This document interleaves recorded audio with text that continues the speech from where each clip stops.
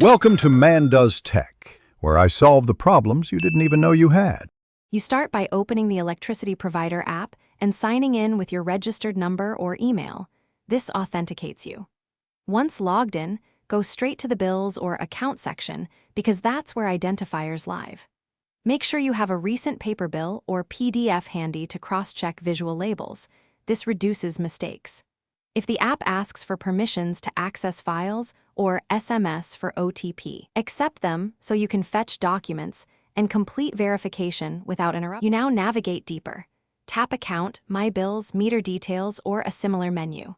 Once there, scan for labels like Consumer No, Service No, Customer ID, or Account Number because different apps use different terms. Read the header and the line items. The service number is often grouped near the meter number and billing cycle.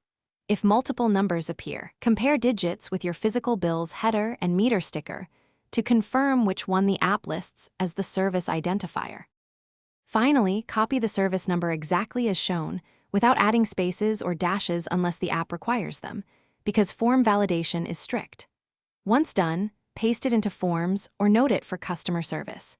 If you can't find the service number or it looks incorrect, use the app's edit profile or help options to update details.